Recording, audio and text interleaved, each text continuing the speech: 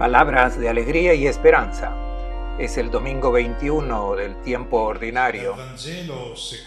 El Evangelio de Mateo 16, 13, 20. Y el comentario es del padre Fernando Armelini. Cuando llegó Jesús a la región de Cesarea de Felipe, preguntó a los discípulos: ¿Quién dice la gente que es el Hijo del Hombre?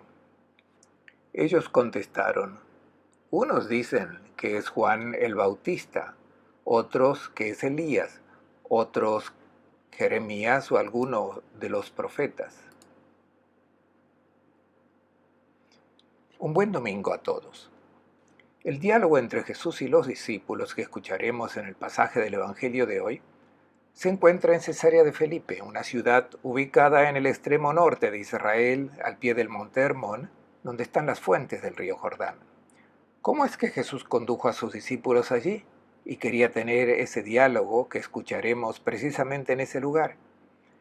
Recordamos que el domingo pasado Jesús había salido de la tierra de Israel y había ido a la región de Tiro y Sidón. Y allí, en tierra pagana, había encontrado a esa mujer cananea que les había dado a sus discípulos una buena lección sobre la fe. Hoy Jesús se encuentra con sus discípulos en Israel, pero en realidad ese lugar es una tierra de paganos, porque los judíos que viven allí veneran a los ídolos, construyen templos a los ídolos y llevan una vida pagana.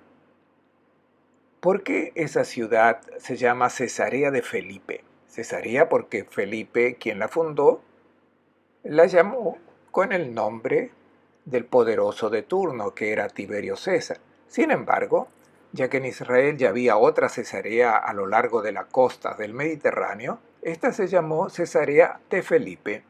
Felipe era uno de los hijos favoritos de Herodes, y justo antes de morir, su padre le había asignado la parte norte de su reino, la tierra de Bashán, el actual Golán. En la Biblia esta tierra es famosa por la fertilidad del suelo, los pastos exuberantes, la fertilidad de los rebaños. Y luego, toda la región tiene una gran cantidad de agua y la llanura está regada por innumerables arroyos, por lo que hay una vegetación exuberante, un verdadero paraíso terrenal. Y es en este lugar donde Felipe fundó su capital, un lugar maravilloso, tanto que cuando Alejandro Magno llegó allí, exclamó: pero esto sin duda es el hogar del dios Pan y de las ninfas, y de hecho se llamaba Panías, de donde proviene el nombre actual de Banías. Por lo tanto, los apóstoles están ciertamente fascinados por este paisaje y por la vida cómoda de los habitantes y piensan ciertamente y sobre todo en la vida agradable que Felipe puede permitirse en sus dos palacios. Uno sobre la surgente, donde ven esa construcción entre los árboles. Ese era el lugar donde había construido uno de sus palacios. El otro estaba justo al frente de la surgente del río Jordán. Desde esa posición tiene una vista panorámica encantadora de todo el valle de Fulé. Les menciono un último detalle marginal, pero que debe haber sido objeto de algún comentario de los apóstoles. La esposa de Felipe tenía esta hija Salomé de 17 años, la famosa bailarina que pidió la cabeza del Bautista. Es ciertamente ella quien anima las noches y fiestas en el triclinio, divanes alrededor de una mesa de los palacios de Felipe. En ese entorno encantador, Jesús se dirige a sus discípulos y les hace la primera pregunta: ¿quién dice la gente que es el Hijo del Hombre? Hijo del Hombre es una expresión hebrea que simplemente significa hombre, traducida en un lenguaje simple. La pregunta que hace es esta: ¿quién soy yo para la gente? Los apóstoles tienen ante sí muchos hombres que han alcanzado posiciones prestigiosas, hombres a los que todos admiran y envidian, incluso hombres a quienes los discípulos mismos quieren parecerse. Aquí está la pregunta: ¿quién soy yo para la gente? ¿El humano que encarno dice algo bueno a la gente?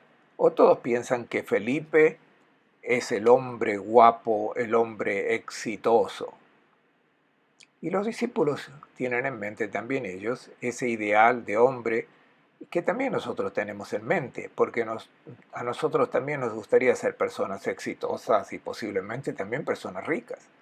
Los discípulos responden lo que la gente piensa de Jesús y dicen: algunos dicen que eres Juan el Bautista, otros Elías, otros Jeremías o algunos de los profetas. Ya es algo bueno que nadie ha notado en Jesús ningún parecido con los grandes de este mundo. No, han notado similitudes con el Bautista, y ciertamente porque Jesús es uno con la espalda recta, como lo había sido el Bautista. Jesús no se dobla como las cañas golpeadas por el viento. También se parece a Jeremías porque Jesús impugnó el templo, la religión hecha de rituales a los cuales no corresponde la adhesión a Dios con el corazón. Y también se parece a Elías, quien profesó fe en el único Dios y rechazó cualquier compromiso con los ídolos. Aquí estamos justo en la tierra donde se adora a los ídolos y lo que los ídolos dan a toda esta gente. Ven los templos de los ídolos detrás de mí, especialmente el hermoso templo de mármol blanco construido por Herodes el Grande y dedicado a Augusto y a la diosa Roma. Luego están los templos de las ninfas y Pan. ¿Qué le dan los ídolos a esta gente? Todo son gente a las que les va muy bien. Y los discípulos ciertamente volvieron la mirada y debieron haber pensado que los ídolos son generosos con sus adoradores. Y piensan sobre todo en la gente rica que pueden permitirse todos los placeres. Y esto lo experimentamos también nosotros. Si adoramos ídolos, te dan muchas cosas. Si amas el dinero, te da todo. Sin embargo, tienes que obedecerle y hacer lo que te dice. Y por lo tanto, si te dice que explotes, que mientas o incluso que mates y no lo haces, entonces no te da nada. En este contexto, ¿qué ofrece Jesús a los que siguen sus propuestas? Vemos lo que ofrecen los ídolos. Y aquí está la pregunta a la que Jesús quiere llevar a sus discípulos. Felipe otorga riqueza, posiciones de prestigio, de poder, hace que sus amigos compartan las alegrías y la suntuosa vida de la corte. ¿Qué ofrece Jesús? Antes de responder, Jesús quiere saber si han entendido correctamente quién es y qué proponen. Escuchemos la pregunta que les hace.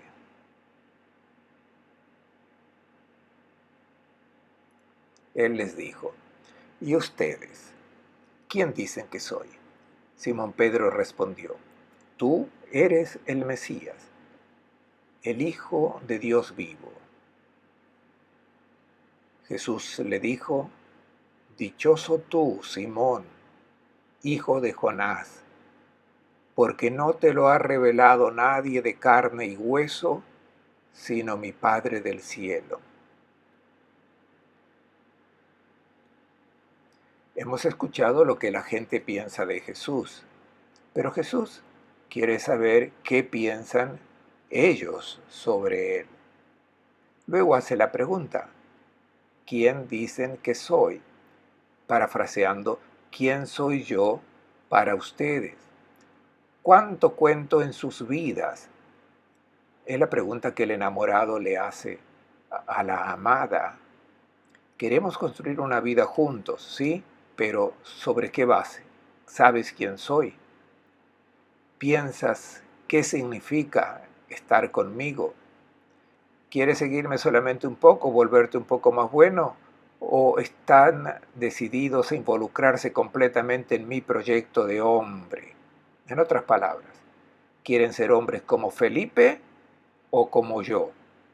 Porque han visto que ofrecemos una imagen muy diferente del hombre. ¿De quién están enamorados? Esta es la pregunta que Jesús nos hace hoy a nosotros también.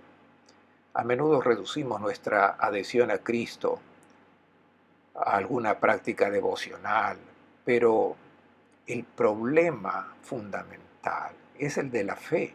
Creer significa haber entendido quién es Él y unir nuestra vida con la suya. Pedro responde con decisión. Tú eres el Cristo, el Hijo del Dios vivo, eres el esperado, el Mesías. Dijo lo correcto, pero aún no ha entendido quién es Jesús. ¿Qué Mesías es Jesús? Pedro todavía tiene en mente a los Mesías de este mundo, aquellos que son grandes. Según la tradición de su pueblo, el hijo de David es el que conquistará el mundo. En todo caso, al menos entendió que Jesús es el Mesías. Y Jesús le dice, dichoso tú, Simón, hijo de Jonás, porque no te lo ha revelado nadie de carne y hueso, sino mi Padre del cielo. Ciertas cosas, ciertos enamoramientos de Jesús no llegan al razonamiento humano, porque el razonamiento humano te lleva a enamorarte de aquellos que son muy diferentes de Jesús, de aquellos que se parecen a Felipe. Jesús le dice a Pedro, felicitaciones, eres uno con un corazón puro, abierto a la revelación de las grandezas que son las de Dios. No fue la carne y la sangre lo que te lo reveló, no fueron las sugerencias que vinieron de ti, de tus sueños, tus pasiones, tus anhelos, no. Solo de Dios podría venirte esta revelación que te lleva a amar de un hombre como soy yo. Pedro reconoció la identidad de Jesús. Ahora Jesús declara la identidad de Simón, el hijo de Jonás. Escuchamos. Pues yo te digo que tú eres Pedro, y sobre esta piedra construiré mi iglesia, y el imperio de la muerte no la vencerá.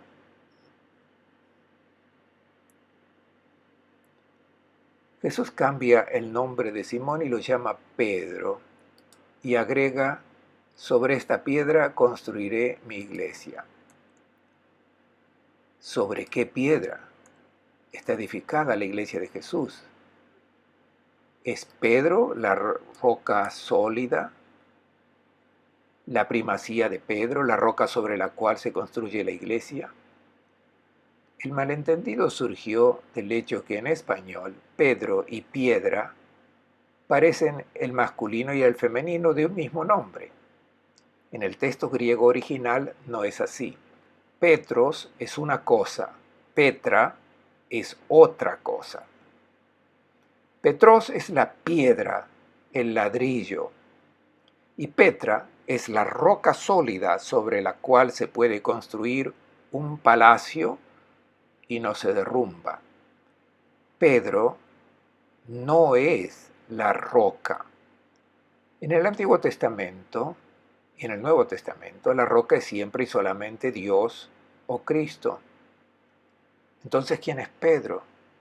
Es Petros, es un ladrillo de esta construcción, pero la roca es Cristo. Lo encontramos en la carta a los Efesios, cuando el autor le dice a los paganos que se convirtieron, ya no son extranjeros ni huéspedes, sino conciudadanos de los consagrados y de la familia de Dios, edificados sobre el cimiento de los apóstoles con Cristo Jesús como piedra angular. Efesios 2, 19, 20. Y también Pedro en su carta, cuando se dirige en esa homilía conmovedora a los neófitos que fueron bautizados en la noche de Pascua, les dice: nunca se separen de Cristo, porque Él es la piedra viva, rechazada por los hombres, elegida y estimada por Dios. Por eso, al acercarse a Él, también ustedes como piedras vivas participan en la construcción de un templo espiritual y están unidos a la piedra angular puesto por el Señor en la Pascua, que es Cristo. Incluso Pablo en la carta a los Corintios dice: nadie puede poner otro cimiento que el ya puesto, que es Jesucristo. ¿Quién es Pedro entonces? Es Petros. Él es el primer ladrillo de esa comunidad. Él es quien profesará su fe en el Mesías de Dios, que es Jesús de Nazaret. Construirá su vida en la roca y ningún terremoto destruirá esta vida. También recordamos cómo al final del discurso de la montaña, Jesús nos está invitando a reflexionar sobre los cimientos sobre los que construir nuestra vida.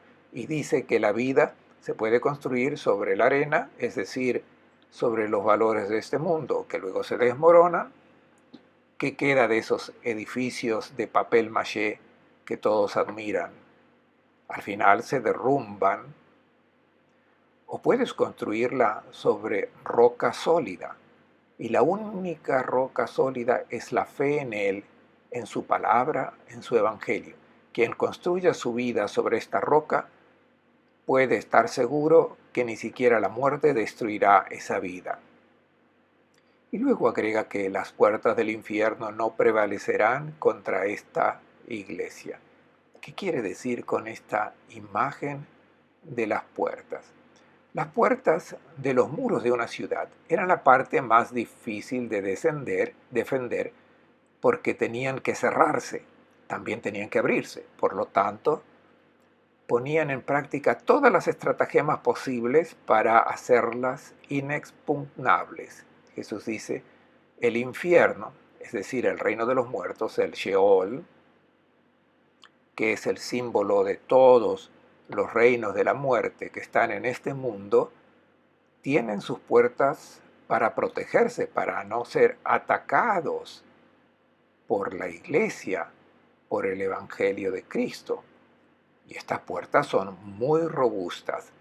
Al fondo he puesto las puertas del infierno que se encontraron en Hierápolis, Pamukkale, Turquía actualmente, una famosa ciudad romana donde desde principios del siglo I existía una comunidad cristiana.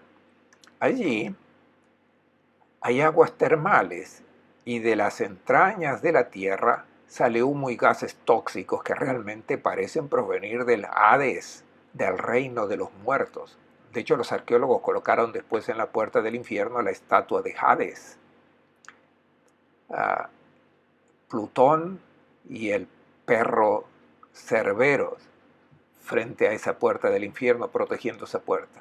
Aquí está la imagen del Hades, el reino de los muertos, que es impenetrable. Este reino de la muerte es el símbolo del reino incuestionable de la muerte que experimentamos en nuestro mundo de hoy. El reino de la corrupción moral, de la mentira, de la violencia, del comportamiento inhumano.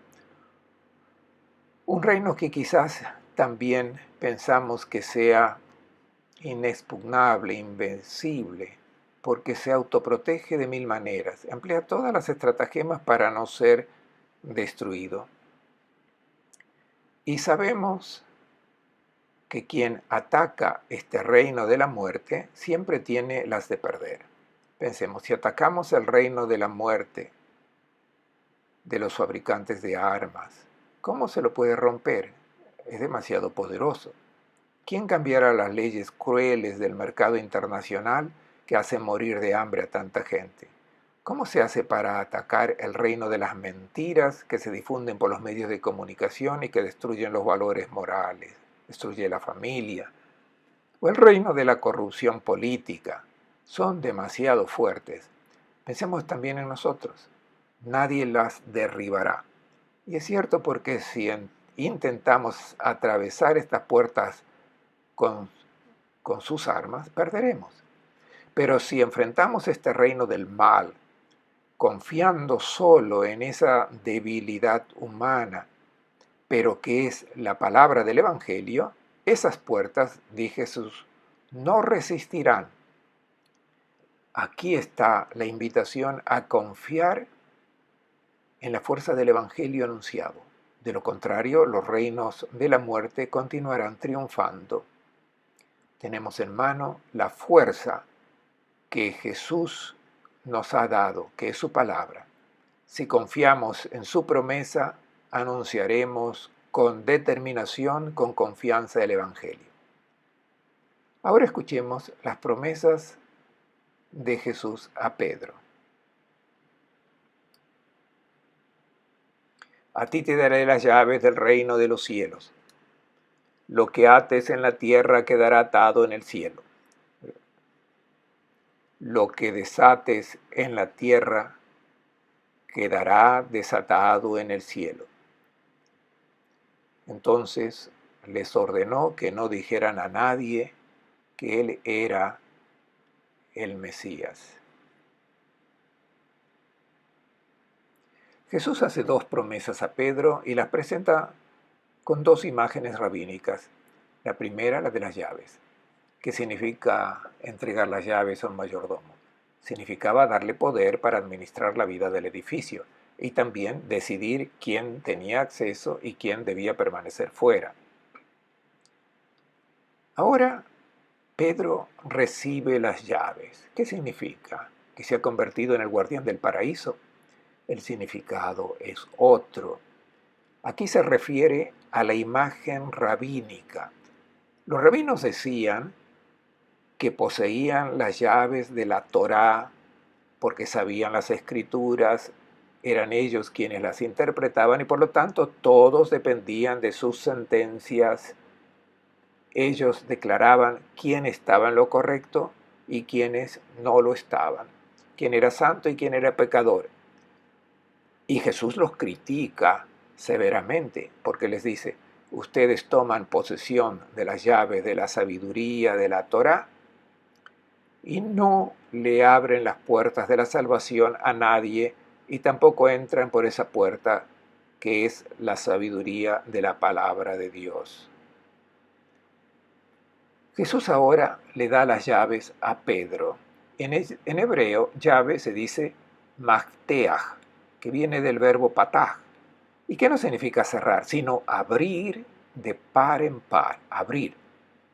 ¿Qué debe hacer Pedro con la llave que Cristo le ha dado?